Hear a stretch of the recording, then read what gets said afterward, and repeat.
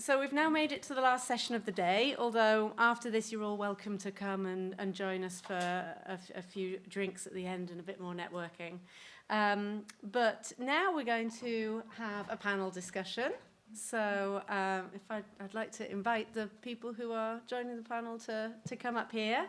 So Pascal, who you've met before, is going to be joined today by Caroline Benson again from Cutsy and Cutsy. Yam, who you've met before as well. Isn't Yam here? And Pascal? They're in deep conversation on the other side. Oh, right.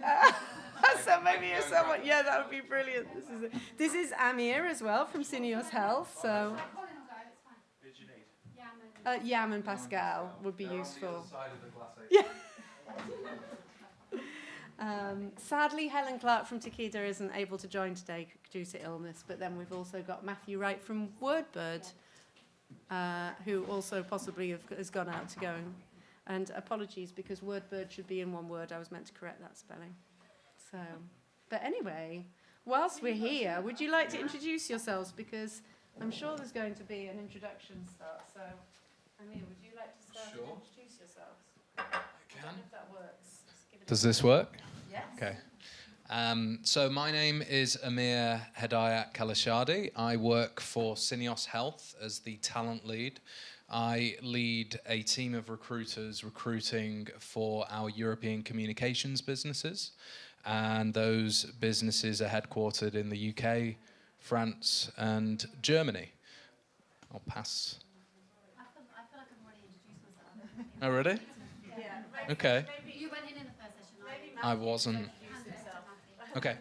Matthew, do you want to introduce yourself to a captive audience? Don't need to hear from me twice.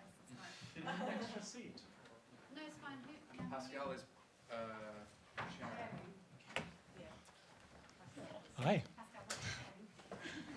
I'm going to go here. Hello. Apologies for the tardiness. We were engrossed in some lengthy debates about freestyle libras and technology, some of which we may discuss on the panel today. But let me introduce myself first before we dive right in. Hey, everyone. Actually, before we do introductions, we are going to steal a little game. So each person, I'm going to get my timer out. Each person is going to get 90 seconds to introduce themselves, talk about a career to date, and mention any accolades or awards or transitions they've had to make to get to where they are today. We do this because I'm trying to encourage you guys, so when you go out into the networking session after, to do the same when you come to talk to anyone you meet. Cool? Is that game plan? So if they do it, are you guys going to be confident to do it? Yeah? Amazing. Okay, I'm going to time myself. So I go first, then we'll go with Matthew, Yam, Amir, and Caroline. Cool? 3, 2, 1, go. Hello, everyone. My name is Pascal Phillips. You've already probably met me, so I don't actually need to take all the 90 seconds. So what my career today is, I attended the University of Surrey, got my degree, and transitioned straight into an organization in which I did a placement at the year prior to my graduation. After I graduated, I went on the leadership scheme, and I launched a couple products, launched some new indications, but importantly, did a various amounts of different roles, which transcended from sales all the way to capabilities, to omni-channel, and last but not least, into central marketing, which I do now. Essentially, what I do now is I execute the vision for the CMO. CMO stands for Chief Marketing Officer for the Northern European Hub, and within that space, we try to improve capabilities of marketeers so that they can make sharper plans for internal stakeholders, those within the organization, upwards and sideways, but also external stakeholders, which are the NHS and the patients and the customers we serve. I'm slightly over, so I'm going to slide over to Matthew, and hopefully he can keep us on time. 90 seconds, that's going to be tough. Hi, everyone. I'm Matthew Wright. I started my journey, my career in Australia. I studied pharmacy and then practiced as a pharmacist, as a specialist clinician within hospital setting for 5 years or so before taking a move into medical publishing. So I started in publishing as a news and feature writer, and then launched a journal called Clinical Pharmacist, and then I guess in that time I became the executive editor of the Pharmaceutical Journal, which was published by the Royal Pharmaceutical Society. I took a bit of a career break, decided to move on from publishing, and then took, I guess, some of those skills and took them into a role in medical communications, working for the AS&K group at the time. So that was across largely medical affairs projects, but also some med ed, a bit of brand planning work as well. They supported me to do a diploma in professional marketing. So I kind of took that skill set and became the scientific services director there for the group. I recently moved on to Wordbird, which is a small creative agency. I went there because they've won some awards, and I also wanted to work on more kind of creative promotional work, launch planning, brand strategy, and kind of creative tactical mix for promotional projects. So yeah, that's where I've been and what I'm doing now. 6 seconds to spare. Not Oh, bad. Yes, nailed it.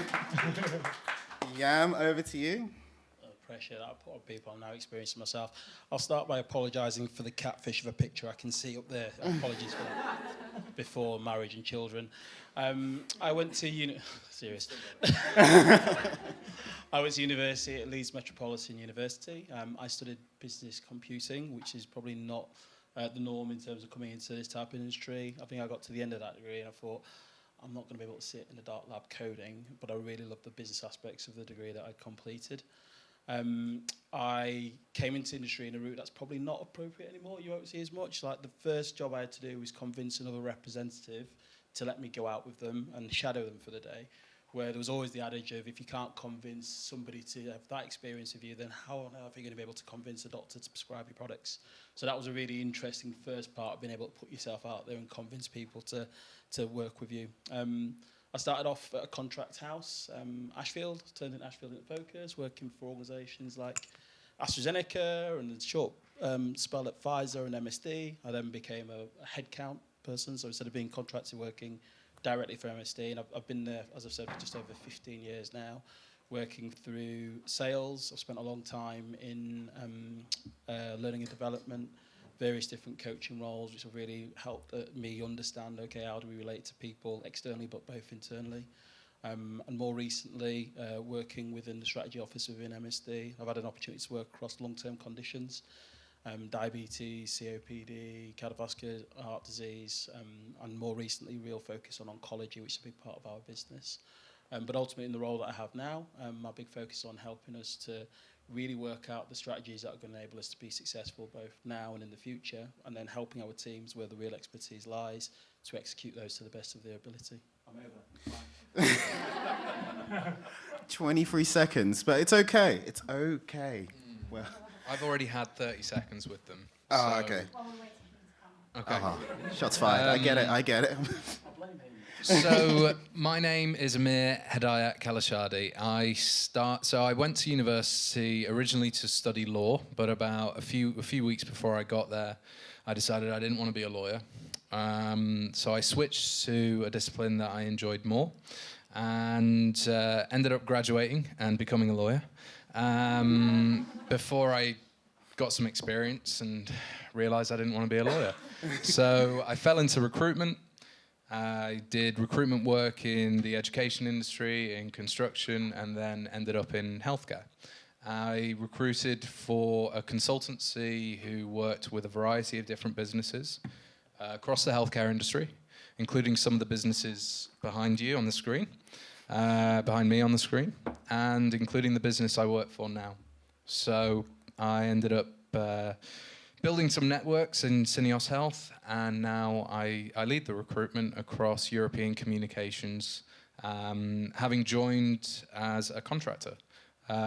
So, yeah, it's a varied position. I get to recruit for creatives, for writers, for client service professionals across medical communications, PR, advertising, strategy. I meet lots of different kinds of people, including everybody I've met today. Okay. Done. 1 second. 1 second. 1 second to go. Nicely done. Over to you, Caroline. I feel like I've obviously introduced myself earlier. So I actually messed up my A-levels, went through clearing to university, and then ended up studying for PhD, started working at the comms agency that I was working at, which is very experiential, spent my 20s going to conferences, doing all the stuff that we're not allowed to do now from a sustainability perspective, travelled all around the world, all these different disease areas.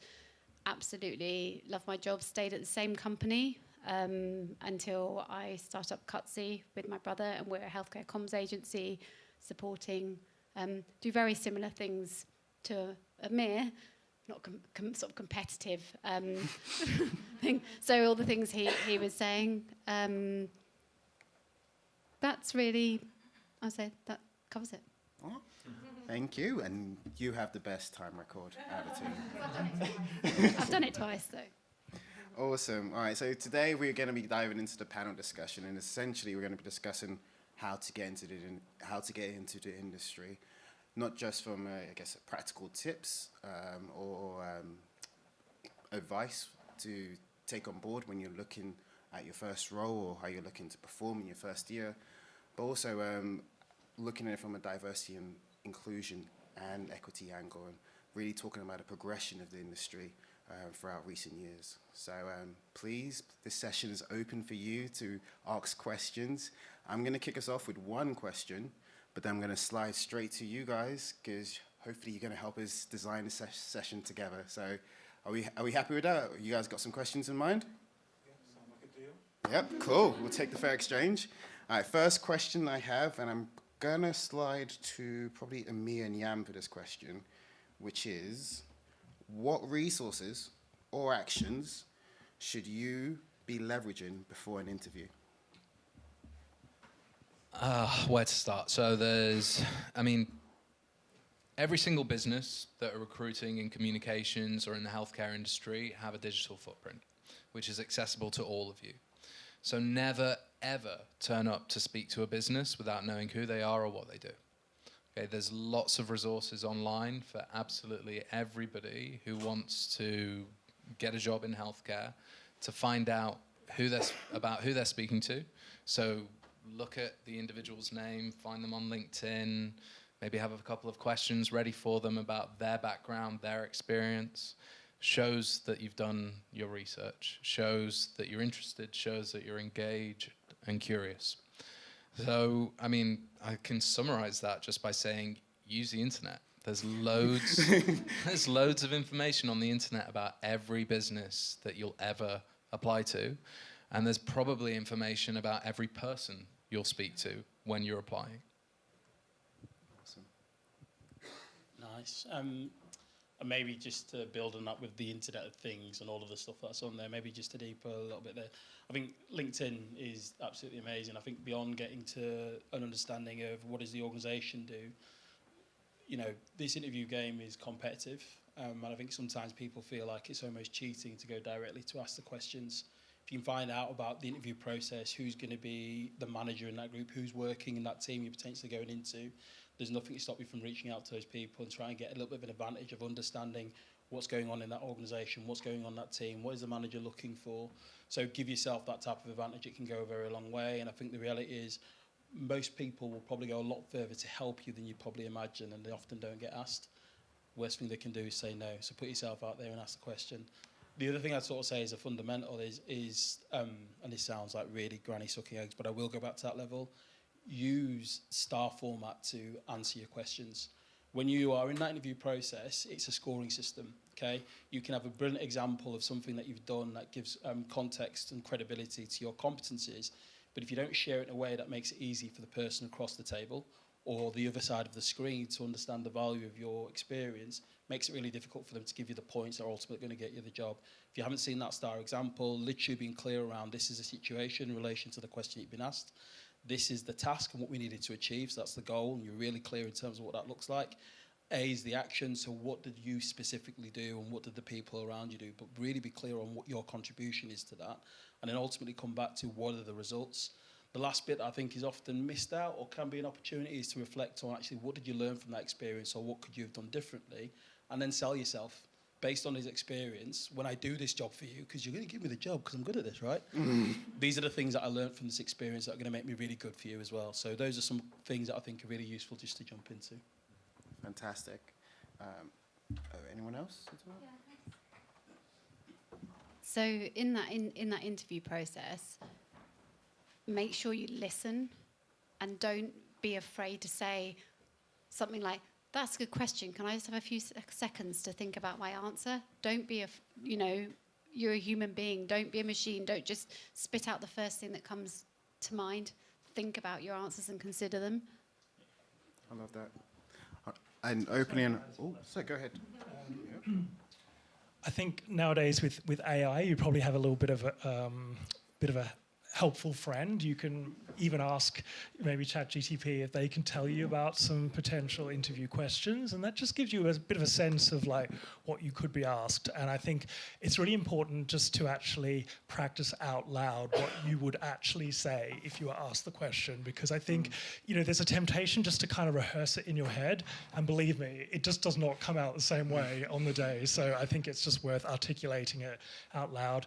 Just get a sense of how the words feel in your mouth, right? And then I promise you it'll be much, much better when they do ask the question or something like it. Completely. And I really resonate with what Caroline mentioned. I still do it to this day. If I don't understand a question, I will breathe. Even if I roughly understand it, I'll breathe, wait a second, ask for a repeat of the question that's just been asked to me. Use that time as well to listen and assimilate an answer. And then at least try to break it down into 3 and break down the star format, as Yam alluded to. But that was our first question. Is anyone in the audience? Does anyone have a question that they would like to ask? Oh, we got a question in the 4th row up. Thank you. Just on the topic of interviews, so like I'm on my 3rd stage interview. I'm not really sure what to expect, because the first one was like a screening, and then the second one was assessment centre and competency-based interview. So like, what do I expect in the 3rd stage? What are we talking about? What sort of company for? AZ. Okay. Do you know who you're meeting? It's the head of medical. Have you looked at their LinkedIn profile? I have stalked him well. Do you have a number of questions ready for them? I do, yes, based on his history. That's a very good preparation to begin with. I think going over the sort of things that you've gone over thus far, reacquainting yourself with the job description, and thinking about, Matthew mentioned the sort of tools that are available to us these days. You can take a job description, copy and paste it into GPT. You can ask it what sort of interview questions might come up at 1st stage, 2nd stage, 3rd stage. You can say, I'm meeting somebody with this job title at the business. What might they be interested in asking me? And you can prepare all the answers. Perfect, thank you. Great question. Thank you for answering. Oh, go ahead. I think at a 3rd stage as well, it can often be about fit and chemistry. And really, I think this is your chance to convey some of your behaviours, I guess, and some of those positive things about how you work with the people around you, and the way that those behaviours will bring value to the business and the team. So I think that's probably at that stage they've already decided that you can kind of do it, right? But is it the right fit, and is that chemistry gonna, how's that gonna look moving forward? Yeah. And tied into that as well is, can everybody hear me? I don't think, is this working? It is. Is this thing on? So tied into that is making sure that AZ are the right place for you. Yeah. I think that having those questions ready for the person that you're meeting is also about hearing what you need to hear to make sure, I want to work here, I'll be successful here, I'll be happy, I'll be engaged. So interview them too. That's actually really important. Like, don't be afraid to ask any questions, because if you're 3rd stage, they obviously like you and you have the competencies. So it's you spend more time with people you work with than you do with your family once you get into a career. So it's really important. True. Very true. Oh, amazing. Cool. Any other question from the audience? Oh, we got a hand up in the top right. Thank you. Hello. Thanks for your talks today and insights. I'm also in the interview process at the moment, and there are a few things that people have said are really useful to have in mind when I go into those situations. So things like ABPC. Have I said that acronym correctly? ABPI. ABPI, exactly. So there's things that I need to brush up on. And I'm new to this industry, so I hadn't heard of them before. Is there anything else which might sting me if I don't know about it? Any other acronyms that I should research or codes that I should look at? Where is it or is it a pharma company? What sort of role are you looking for? Because that could influence our answers. I'm looking at medical writing roles and some analyst positions as well. So I don't know if that narrows it down or not. Yeah. Maybe Matthew, maybe we start. Yeah, I mean, when it comes to code, I think, when you start working in an agency, you do have to know your code, right? And so there's going to be a certain amount of training. But I think companies have learnt about the code through making mistakes and getting it wrong. And so you can't just read the ABPI code from end to end. You need to go to the PMCPA website, which regulates the code, to kind of look at some of their case examples and see how, what went wrong and what kind of, how a company's in breach of a code. And sometimes it will be through the actions of an agency working on their behalf that things have gone wrong. But it's ultimately the pharmaceutical company who takes responsibility and is unfortunately at times named and shamed when things don't go right. So where was I going with that? In terms of your preparation for an interview, I think the important thing is to understand the spirit of the code, and there are several key principles there around kind of the patient first, transparency, candor, that type of thing, and understanding why it's there and how it enables the industry to self-regulate, right? Because if it weren't for that, then there would be some kind of statutory sort of body in place that was in charge of that. So yeah, I think understand kind of what the ABPI code is for, who it applies to, and what some of those principles are, I think is probably a good starting point. And if you can articulate that, then they don't want to know that you know what clause 13.2 says. I don't know what clause 13.2 says, so yeah. If I just add to that as well, I think it's probably a challenging one to take on. I think you really got to think about what is the area that you're going to be working in. They'll teach you the ABPI code when you get into role. Don't sit there thinking you need to digest the whole of the code and make sure you've got that right. What I would be thinking about is, depending on the area or the therapy areas that you're going to potentially working with, can you get an understanding of what's current, what's happening in the market in those spaces, and have you got a general awareness of just a couple of big issues or challenges that people are facing, and have an opinion. I think having your own opinion on those things can be really, really important, so think about that. My other warning is just like a clean language bit. Unfortunately, you'll be coming into an industry which is littered by 3-letter acronyms, MSD. So think about when you're presenting, how do you make sure you make things as simple for other people? But by the same token, if you come up against an acronym where you're like going, I haven't got a clue what that is, ask the question. And don't be afraid to sort of say, please, can you explain that to me so I understand what we're talking about? Thank you very much. No? Did anyone else want to take that question? No, I think that just goes back to that thing about being curious. Yeah. The role you're going for, people don't expect you to know everything, but if you're curious and ask questions and show that you're prepared, you're more likely to get the role because they can see the potential in you. Love that. I think curiosity is definitely been one of the things that kind of helped me out in my early stage. I mean, I came in on a grad scheme and I knew pharma from the placement scheme, but openly and honestly, half the things they're talking about, I was like, I have no idea what's going on right now. But I do need to ask questions to get it. But when you do ask those questions and you do start applying a bit of your own personal research into it, what you do gain is a quick understanding of how the different teams work together. And when you're asking those questions, it's like cement and bricks. You're putting this pave together, but the cement is the questions you're asking, the answers you're getting back from the questions, is sticking your knowledge of the industry together, and you're able to assimilate that information and use in your day-to-day. So curiosity is profound when it comes to its usability in the early stages of a career, even later on as well. But I do have a question I want to slide into, and this one's probably going to go first to Caroline, then anyone else on the panel. The question is, what does good performance look like in the first 3 months on the job? Oh my goodness. I think it's about being engaged. I would say be a sponge, listen, and just show willing.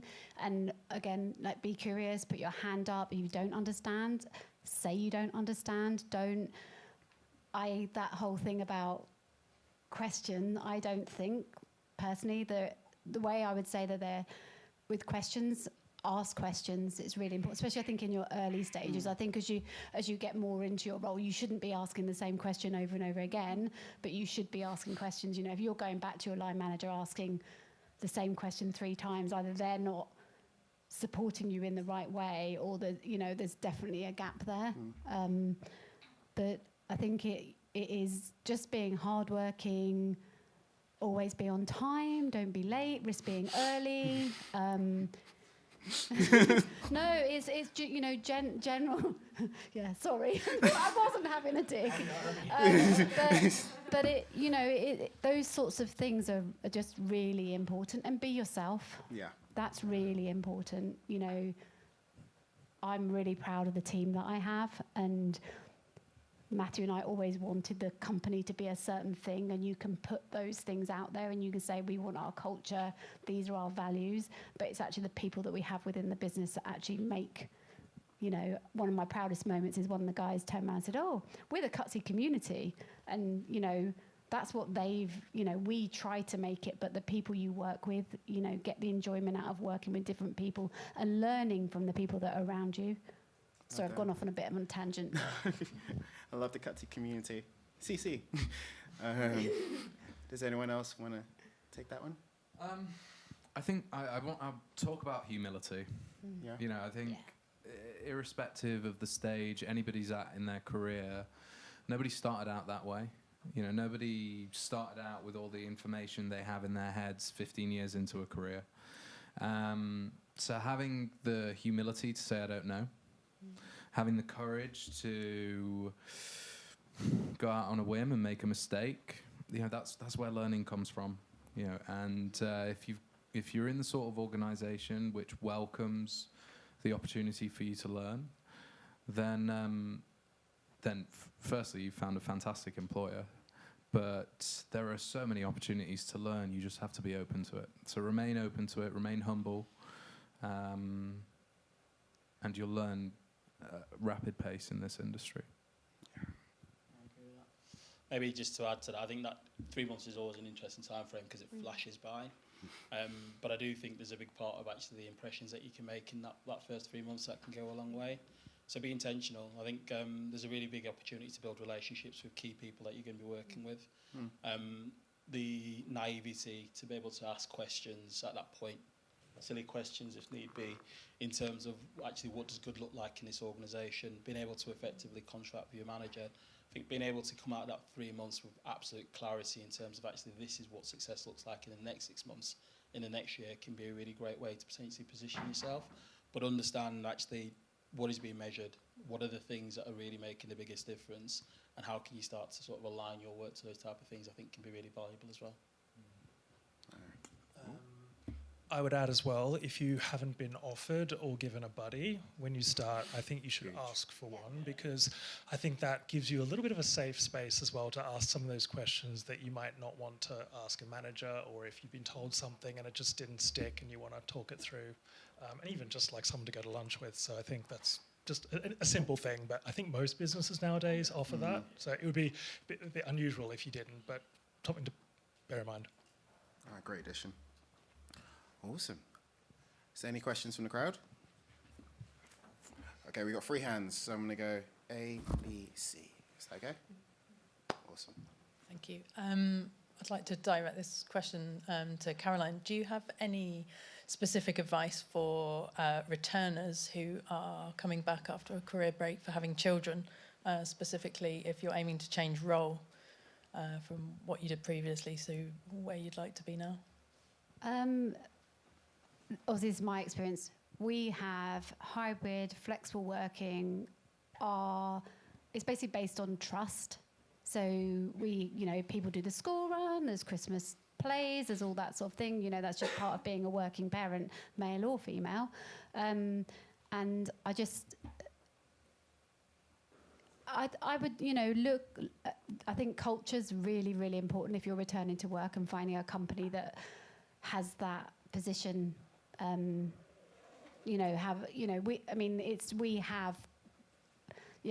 I think we have someone who works 18 hours. We have, it just varies.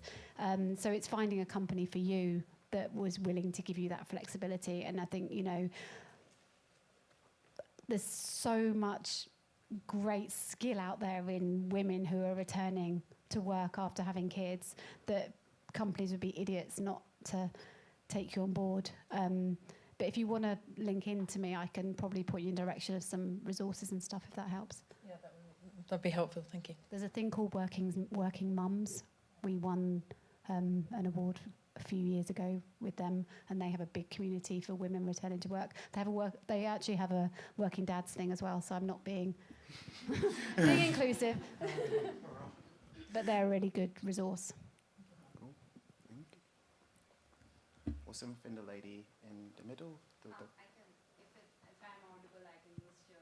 Go for it. Let's go. Go. Yeah. So, what will be some questions to judge the culture of the company while going through the interview process? Because if you go on a website of any company, the culture seems great. So, through the interview process, what questions can be asked to understand the culture, and what might be some red flags that we should look out for? Great question. Who wants to go first? Do you want to? What happened on your favourite day at the business? What was your worst day at the business? What's the best thing about working for the company you work for? What's the worst thing about working for the company you work for? And we have a process. So we have first interview, second interview, depending on the role. You might have a writing test if you're looking for a writing role. And then we have a meet the team. So you actually get to meet people who are doing the actual role that you're going to be doing.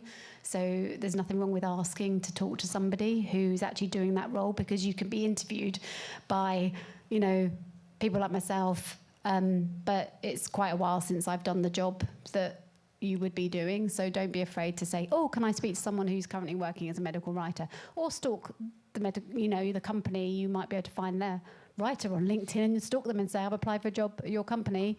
Would you mind giving me 10 minutes for a chat? Despite the monotone, the questions that are going down there were on the money. I think being able to get both reflection of both sides is really important. What's great here, where maybe some of the challenges, but I think getting a feel for actually how does the organisation stay close to the people. Most people have pulse surveys or whatever the case might be. Ask them actually, what does that look like here? And can you tell me a little bit about the things that you're prioritising to work on right now, and what does that look like? Another area that I think, and particularly with the level of conversation that we've had today, is ED&I is massive for organisations at the minute. Can you tell me a bit more about your ED&I goals, and actually how do you integrate that into your everyday practices? And most organisations will want the opportunity to showcase some of what that looks like, because again, I think it's an important part of what is setting the culture within the organisations. So those are just maybe a couple of things that potentially to have in mind. And agencies, I think, take part in things like campaigns, best places to work, those sorts of things. And your staff have to respond. You have to have a certain response rate from your staff to get you into like the top 100 or whatever. So you can actually, it's not just about having awards for doing great work. Look at the awards agencies or companies have won for their culture as well. They should be showcasing that. I would add that maybe small agencies might be more likely to have like an Instagram presence or something like that, where you maybe can get a little bit of a glimpse into what, a day-to-day life is like at the agency, but I would say big pharma, not so much. Yeah, I doubt it. Great question. The lady in the middle. So my question is, when you graduate from uni and you're looking for your first job, so how do you prove to the company to be an asset and they should take you over an experienced person? Great question. Who wants to go first? I'll jump in if you want. So again, my example might not be the same as everybody else's, but when I finished university, I couldn't get jobs in pharma because I didn't have any sales experience. It was literally, despite what I felt being a credible candidate, that was a hard no for me. So I ended up actually going to work for a company called Pitney Bowes, if anybody's heard of them before. They sell franking machines based in Essex, but I went to them because they had like a blue chip sales course and sales training, so it was an opportunity for me to go there and test myself in a different environment, completely unrelated to pharma, but it allowed me to sort of see actually how can I work in that environment. I didn't manage to finish the training actually, I just got to the back end of it, and I managed to get myself a role within pharma, but a big part of me going through that process was being able to demonstrate the skills and capabilities I'd learned through that exposure in a different industry. So it might not be the same for everybody, but what I'd maybe be thinking about is what are the other opportunities that you have while you're at university? How are you using your summers? How are you using placement schemes? How are you getting involved with all those different things that give you an opportunity to show different aspects of who you are and your capabilities? But I'd also not just focusing on the hardcore and core stuff of the role in terms of whether it's medical or whether it's sales, whatever the case might be.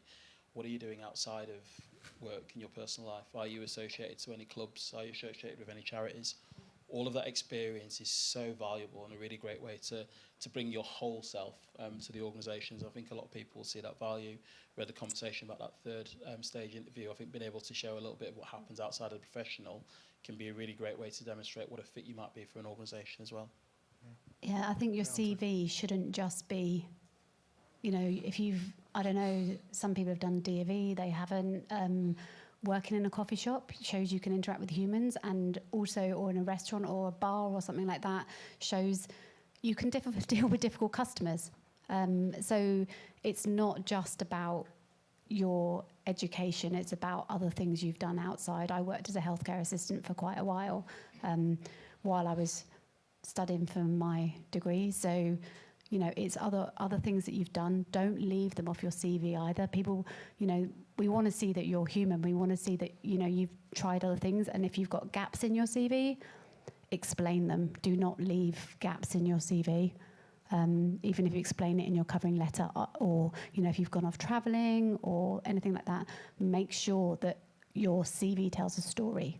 Yeah, great advice. I would also add, don't fixate too much on skills, because skills, they take practice, and they take years to learn, and I think they can be taught too. So I think that think about the kind of behaviors that you can demonstrate, and then what kind of evidence that you can give, like in your CV and then in an interview, that the things that you have done have demonstrated that you have that behavior. And that might be sort of a love or passion for learning, or it could be agility or ability to kind of think on your feet and assimilate information really quickly, or something like the things that we're looking for, at least I'm looking for when I'm recruiting. So yeah, great answer.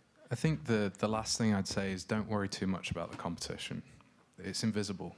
You don't know it's there, and the only thing it can do is cause anxiety and self-doubt. And trust that you are good enough to do the job. You can bring value to the organisation, and if you display, and talk about some of the things that the panel have discussed, then you'll have done a lot more than a lot of the competition.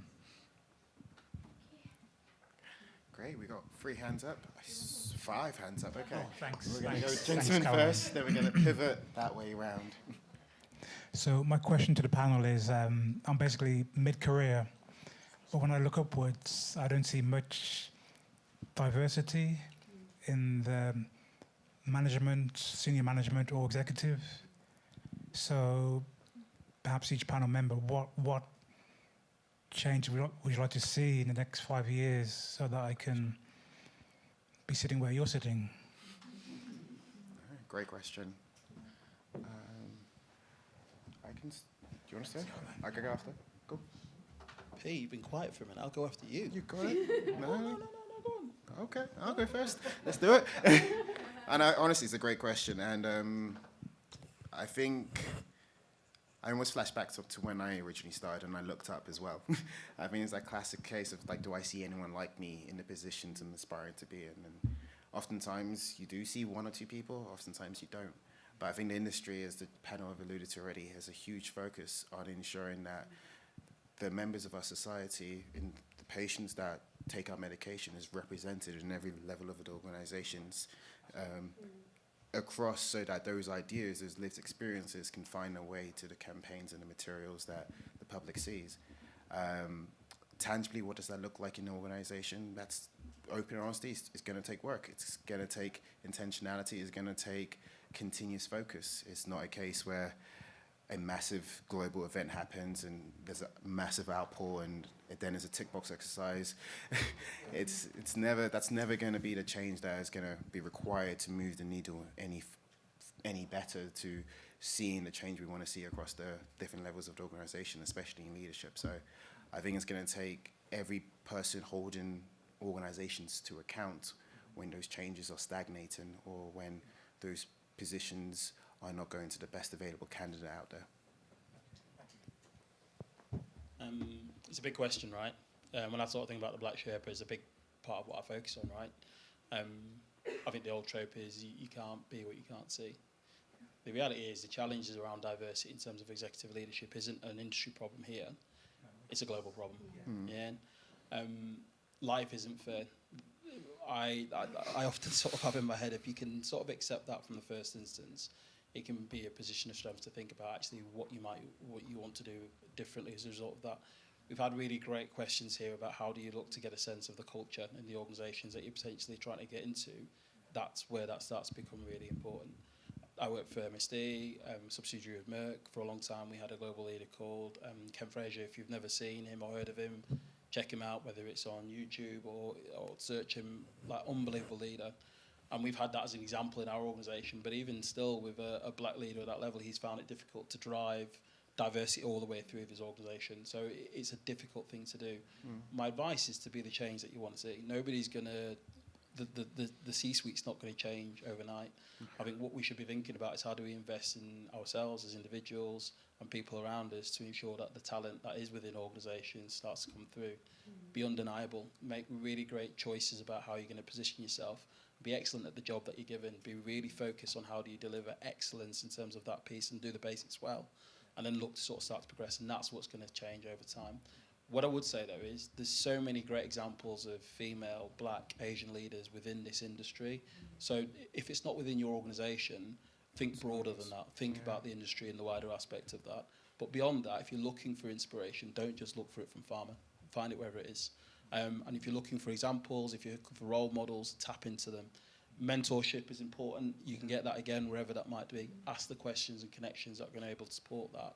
But just don't wait for that change to happen around you, because unfortunately that's not what's going to happen. If we want to break that glass ceiling, we're going to have a lot of people on both sides, those afflicted and allies, kicking that black ceiling, that glass ceiling, to be able to break it together. So I'd have that in mind. I would say there has been change, though. I agree with everything you guys have said, but since coming up, I mean, Simon would agree with me, coming up, I've been in the industry 25 years, a bit long, yeah, about 25 years, and there is a shift. If I look back, there's definitely a shift. And like, going back to what Lynn was saying about sustainability is really important. Diversity and inclusion and D&I is really important. It's coming through, it is being a little bit greenwash sometimes from pharma down onto agency, and we're being made to make sure that our subcontractors as well are fitting all the criteria. So part of me is a bit like, oh, they're pushing it down on us, but if it makes it happen, it makes it happen. So it is a way of making it happen, and it is part of, you'll get requests to pitch for something. You have to fit certain criteria across that, which is a good thing. Great question. I know we had a couple of hands. Hi. Oh, okay. Yeah. Hi, I'm Falguni, and I have a rich experience in pharma commercial role back in my home country, India. So I came to UK to do my master's in digital marketing, and I've just completed my course, and I'm applying to lots of pharma companies. But there are the entire skills which I have, marketing, it's transferable. But the two things which it's required over here is NHS experience an ABPI code, and that is the rate limiting step for even my application getting selected. So how should I navigate this? And from my point of view, I have done one NHS certification course, and I have read the ABPI code, but I have not given the exam. So how should I navigate this challenge? Do we want to start with Amir? Amir, we're starting Shall I with... go? He's thinking. Are you thinking? Yeah, are you thinking, or are you going to talk? I mean, Matthew's going to go. it's a very specific challenge. I would probably say maybe reach out to some people through LinkedIn who are working in the field that you want to go into. Maybe just explore a little bit about kind of what what their entry level criteria were. I think it does vary for some companies. I have ex-colleagues and friends who their entry point into marketing roles in pharma, they did the ABPI course within their first 6 months, and I know that is still possible, but obviously it helps. I think some companies just want that package deal, right? And I think that's where it's tricky. I would say maybe look at what you can do in the way of training, have a look at PMCPA website and see what's there, what's on offer, and potentially you could pay to do one of the courses, and then maybe once you got a foot in the door, you could ask about having that reimbursed. Great answer. Again, just to echo that, it is a tricky one. ABPI-wise, you get 2 years to pass that exam from the time that you take on a role, so you don't necessarily need to have it straight away. If there is a hard requirement for UK experience of the NHS and understanding, that's going to be a little bit challenging. Sometimes I reflect on that is, you obviously got a lot of experience. What are the jobs that you're looking for? And I'd maybe ask, actually, how much do you want it? Like, would you be willing to maybe go in a slightly lower level, potentially, to get experience within an organisation and allow you to then sort of start to proceed? The answer to that might be no, and I totally understand that. But again, I think if you are looking to sort of navigate within this type of environment where it is super competitive, we know that, are there ways that you can get, again, that foot in the door by making strategic choices about how you can position yourself and then start to build a career within organisations? So just, again, something to potentially consider. Great question. I think we were speaking earlier, and I think that it is very difficult when you're applying for a variety of positions and you don't feel you're getting a huge amount of constructive feedback. Applications can feel that way, which is why it's really important to complement your application by trying to reach out and have human connections with people who are in the industry. It's really rare that people reach out to individuals who are, who've perhaps walked the same path that somebody else wants to walk. And it's quite a nice thing to have somebody reach out and say, I notice your experience. I'd be really interested to hear about your career path. Do you mind taking 10, 15 minutes to have a conversation with me? You'll end that conversation knowing more than you did at the start. Yeah. So I hope that's helpful. That's a great point. Thank you. I know we're at time slightly, but we'll take a couple of questions, maybe to remain in hand, Simon. Is that okay? Yep, that's absolutely awesome. So, the gentleman and... Oh. I want to shout in that corner. Yep.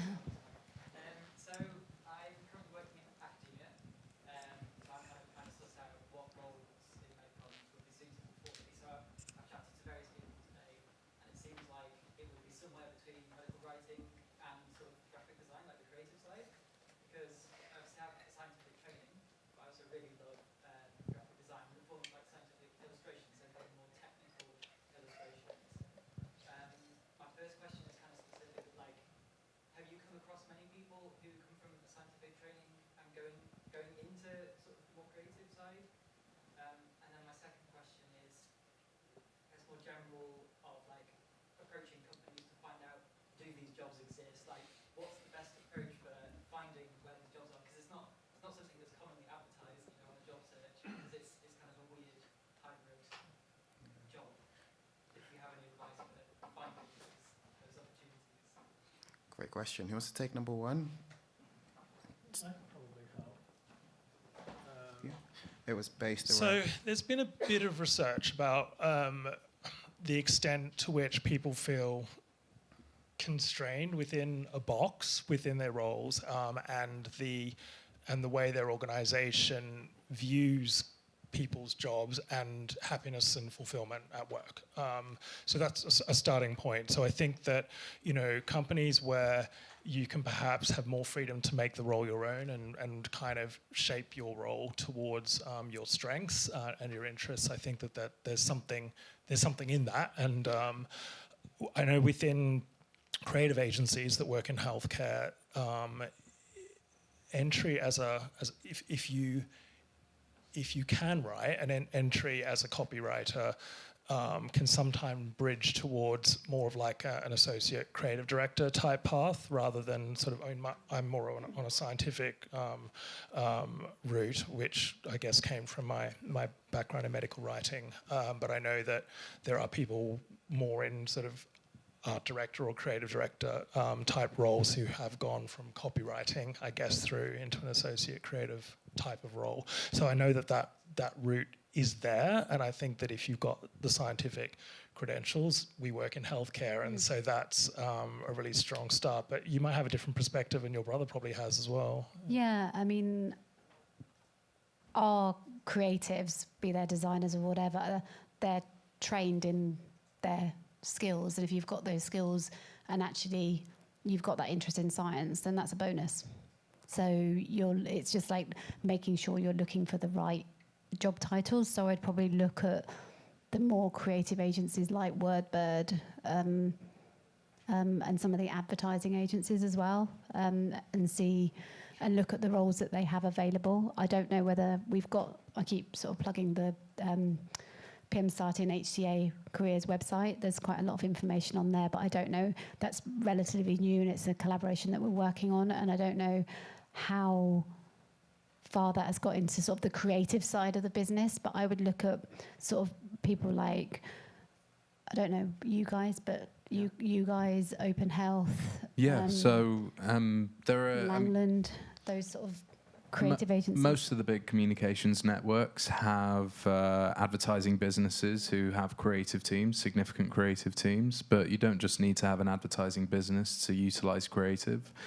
Everybody here has probably been part of conversations with creatives to build assets to engage a variety of audiences. I think the combination of skills that you've got is highly sought after. And there are multiple applications and many different routes that you can walk down. You just need to find the one that's right for you and the one that you'll enjoy the most and that will leverage your skill set best. But the creative advertising agencies would be a good place to start, and having a dexterity with the life sciences will only accelerate your path in healthcare comms. I mean, different agencies have different kind of, the same job title across different agencies can often mean slightly different things as well. So you might have to sometimes do a bit of exploring, and the job description obviously helps with that as well, to get a sense of exactly what position that is. Like, you know, even a creative director or a design director or an art director. I mean, I've seen that look very different in different agencies as well. So I think, you know, have a bit of a look at that. I mean, my role actually sits within our creative department at Wordbird, even though I'm scientific director and head of copy, because everything we do is about bringing ideas to life, and the words are a key part of that. So, Thank you so much for your answers. I think that's all we have time. I know. Oh, I saw that hand. Okay. All right. Last question. Yes, please. The lady in the back. What advice would you give to somebody who's been working in a career for a while and they've maybe become quite specialist, and now they're wanting to change career, maybe not so much of a different direction, but different enough, when they can't sidestep because they have to kind of start again? A lot of roles are aimed at graduates, or they're sometimes seen as overqualified. Great question. I think it's similar advice that we've given already today. It's about adding some context to a generic application in the shape of reaching out to the right sort of people, doing the research on who the decision makers are for a specific position, and talking to them, getting in touch with them, and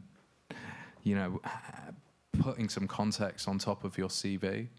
That in and of itself will differentiate you from other people. And if you're stepping sideways or making a slight backward step to be able to move forwards in a direction you want to go in, you've probably got a wealth of experience that graduates don't have.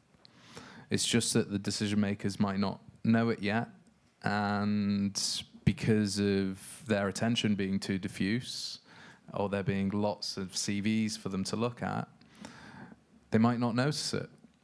But they'll notice you if you get in touch directly. Yeah. And cover it off in your covering letter. Say, be honest about it. Say, I want to move because I can add value because.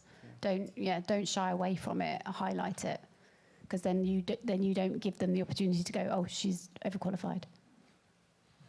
And I recorded an episode of my podcast with a lady called Octavia Gorodima. She's amazing. She's got a book called Prep, Push, Pivot, and I'd highly recommend it to people. And I think a big message from the conversation I've had and through that book as well is very much around in that situation, in your situation, really lean into where your strengths are, and be clear on your unique value in relation to the organisation that you're trying to get into. And I think if you can be really clear around how you sell that, that's the important part of lying to how do we then start to connect with those individuals.